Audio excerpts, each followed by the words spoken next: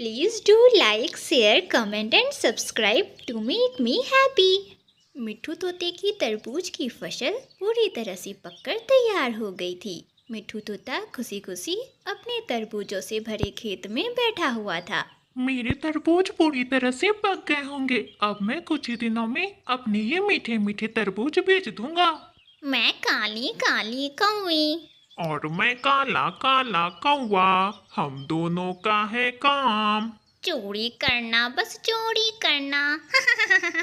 और इसी तरह गाते गाते, झूमते झूमते उड़ते हुए वे दोनों काले कौवे मिट्ठू तोते के खेत के सामने ही एक बड़े पेड़ पर जाकर बैठ जाते हैं। कालू चोरपति जी, अरे देखो तो उस मोटी चोंच वाले तोते के खेत में कितने बड़े बड़े तरबूज लगे हुए हैं। गोरी, वो मोटी चोंच वाला तोता सारा दिन अपने खेत में बैठकर अपने तरबूजों की रखवाली करता है।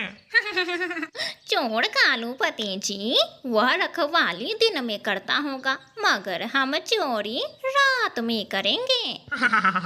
गोरी, इसका मतलब आज रात लाल लाल तरबूज खाकर पार्टी करेंगे। इस तरह वे दोनों कौवे गीत गाते हुए अपने घर को वापस लौट जाते हैं। धीरे धीरे जंगल में शाम भी हो जाती है। मिट्ठू तोता अपने घर वापस चला जाता है। मिट्ठू जी, तरबूज की फसल तैयार हो गई है क्या? हाँ, ये देखो, मैं तुम्हारे लिए खेत से एक तरबूज भी लेकर आया हूँ। और फिर हरियाली वह तरबूज काटती है। अंदर से लाल और रस भरा तरबूज देखकर दोनों पति पत्नी खुश हो जाते हैं। हरियाली, इस बार हमारी तरबूज की फसल बहुत अच्छी तैयार हुई है। मिट्ठू जी, मैं ना थोड़ी सी तरबूज चिड़िया को दे आती हूँ, चिड़िया ना खुश हो जाएगी। हरियाली तोती आधा तरबूज लेकर चिड़िया के घर चली जाती है। हरियाली, शुक्रिया, ये तरबूज तो बहुत मीठा होगा। आप दोनों माँ बेटी ये तरबूज खा ले, कल ना हम अपने खेत में तरबूज की फसल की कटाई कर रहे हैं। आप भी हमारे खेत आना और हमारे काम में मदद करना और मीठे मीठे तरबूज भी खा लेना। और फिर हरियाली अपने घर चली जाती है। देखते ही देखते जंगल में रात हो जाती है। जंगल के सभी पक्षी भी सो जाते हैं, मगर दोनों चोर कौवा और कौवी अपने घर में जगे बैठे हुए थे।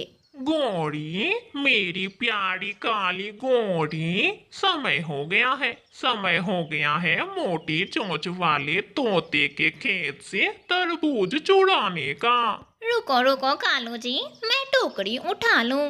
गोरी कौवी टोकरी लेकर और कालू कौवा उसके साथ उड़ता हुआ दोनों ही पति पत्नी मिट्ठू तोते के खेत पर पहुंच जाते हैं। इधर उधर देखते हुए गोरी कौवी तरबूज काटती है और देखती है कि तरबूज लाल और रसदार है।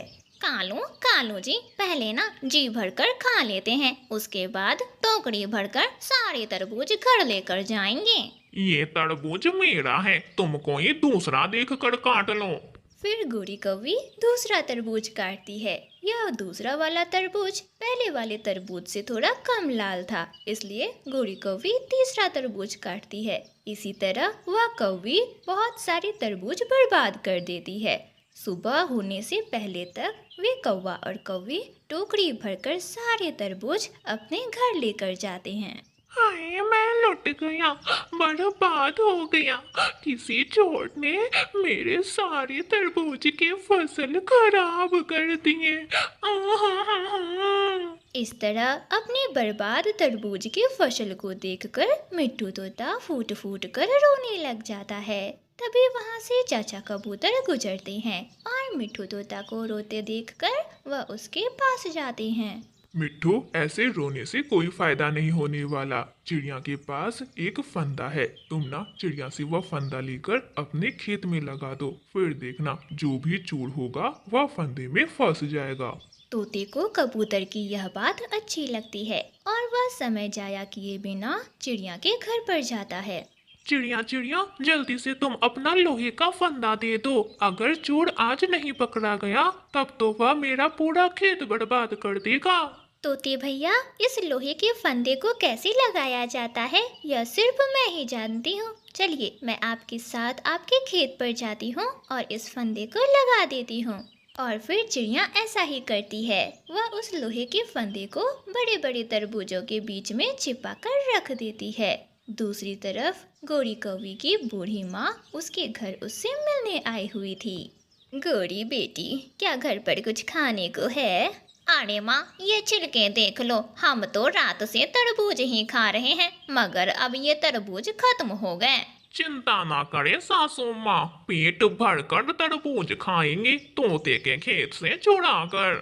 और फिर जंगल में जैसे ही रात होती है, गोरी टोकरी लेकर कालू और गोरी की माँ तीनों ही तोते के खेत से तरबूज खाने के लिए निकल पड़ते हैं। गोरी की माँ जैसे ही तोते के खेत पर पहुँचती है, वहाँ पड़े बड़े बड़े तरबूजों को देखकर वह तो खुश हो जाती है। अरे मामा, वहाँ पड़े हैं बड़े बड़े तरबूज। ये जो तरबूज देख रही हो, ये तो बहुत छोटे हैं। और फिर गोरी कौवी जैसे ही बड़े तरबूजों को लेने के लिए बड़े तरबूजों के बीच जाती है, वह लोहे के फंदे में फंस जाती है और उसके फंसते ही सायरन बजने लगता है। तोता, तोती, कबूतर और चिड़िया सभी डंडे लेकर तोते के खेत में पहुंच जाते हैं और उन चोर कौवों की खूब पिटाई करते हैं। गोरी की बेइज्जती उसकी माँ के सामने पूरी तरह से होती है। कालू, कालू सोचा है कि आज के बाद कभी चोरी नहीं करूँगी। माँ, ज्यादा तो नहीं लगी? हाय, मेरा पंख, मेरा पंख। चोरी करोगे तो फिर मार तो पड़ेगी ही। और इस तरह उन चोर कौवों को अपने किए की सजा मिलती है। प्यारे दोस्तों, अगर आपको यह कहानी अच्छी लगी तो इस कहानी को लाइक, अपने दोस्तों के साथ शेयर और हाँ, ऐसी ही मज़ेदार कहानियाँ देखने के लिए हमारे चैनल को सब्सक्राइब करना बिल्कुल ना भूलना। चिड़िया का बेटा कुक्कू अपने घर से अभी बाहर निकला ही था कि गोरी कौवी उसे रोक लेती है। कुक्कू, कुक्कू, तुम कहाँ जा रहे हो? मेरे साथ चलो, मैं तुम्हें मीठे चावल दूंगी खाने को। कुक्कू को मीठे चावल बहुत पसंद थे, इसलिए कुक्कू गोरी से कहता है, आंटी, गोरी आंटी, कहाँ है मीठे चावल? अरे मेरी सहेली ने बनाया है, दूर रहती है मेरी सहेली, पहाड़ों पर।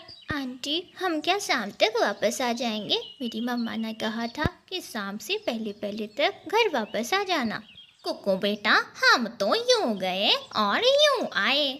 और फिर गोरी कौवी कुक्कू को अपने साथ लेकर पहाड़ों की तरफ उड़ती है। वो काली कौवी अभी तक आई नहीं। अगर इस बार भी उस काली कौवी ने मुझसे झूठ बोला तो मैं उस काली कौवी को जान से ही मार डालूंगी। कुक्कू गोरी के साथ चला गया था और पीछे से उसकी मम्मा बहुत परेशान हो रही थी। मेरा बेटा अभी तक नदी से पानी पीकर क्यों नहीं आया? गुड़िया, गुड़िया बेटी, कहाँ हो? मम्मा, मैं यहाँ हूँ रसोई में। जल्दी से यहाँ आओ। सुनो बेटी, यहाँ आओ मेरे पास। और फिर गुड़िया अपनी मम्मा के पास आती है। जाओ बेटी, नदी पर अपने भाई को देख कर आओ। मैं अभी जाती हूँ मम्मा। और फिर गुड़िया अपने भाई को देखने नदी पर जाती है। आंटी, आंटी, और हमें कितनी दूर जाना होगा? आंटी, मैं तो उड़ते उड़ते थक गया हूँ। बस बस, अब आ ही गया। थोड़ा और आगे जाना है कुक्कू, बस थोड़ा और ही आगे जाना है। इस तरह मीठी मीठी बातें करके गोरी कौवी चिड़िया के बेटे कुक्कू को झील के पास लेकर जाती है। आंटी, आंटी, आपकी सहेली यहाँ पर तो नहीं दिख रही। अरे कुक्कू बेटा, मैं अभी आवाज लेती हूँ उसे, फिर देखना मेरी सहेली मीठे मीठे चावल लेकर आएगी। सहेली, सहेली, तुम कहाँ हो? बाहर आओ। चील गुफा से बाहर आ जाती है, जिसे देखकर कुक्कू डर से गोरी के पीछे छिप जाता है। ये तो चील आंटी है। ये छोटे बच्चे को मारकर खा जाती है। मुझे मम्मा ने बताया था। कुक्कू, तुम्हें किसने कहा था कि तुम मीठे चावल का लालच करो? अब तो ये मेरी सहेली चील है ना, यह तुम्हें खाएगी। तुम तो मीठे चावल की लालच में यहाँ आकर फंस गए हो। यहाँ आओ चिड़िया के छोटे बच्चे, यहाँ आओ, मुझसे अब और इंतजार नहीं हो रहा। दूसरी तरफ नन्ही गुड़िया अपने भाई को नदी पर देखती है और घने जंगल में भी ढूंढती है। तोते अंकल, मेरा भाई कुक्कू नहीं मिल रहा, क्या आपने उसे कहीं देखा है? हाँ, मैंने देखा है। तुम्हारा भाई घोड़ी के साथ उड़ता हुआ पहाड़ों की तरफ जा रहा था।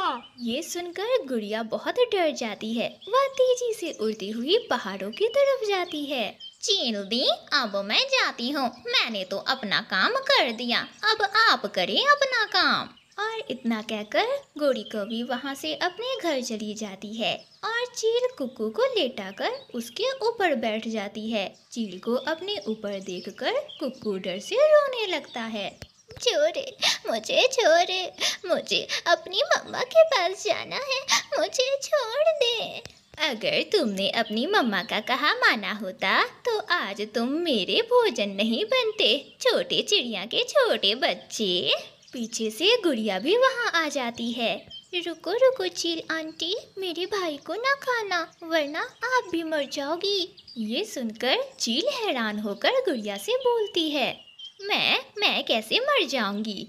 चील आंटी, मेरे भाई की तबीयत बहुत खराब है, उसे एक खतरनाक बीमारी हो गई है और उसका मांस जहरीला हो गया है, जिसे खाते ही आप मर जाओगी, वरना मैं अपनी जान खतरे में डालकर यहाँ क्यों आती, मैं तो आपकी जान बचाने यहाँ आई हूँ। ये सुनकर कुक्कू सब समझ जाता है।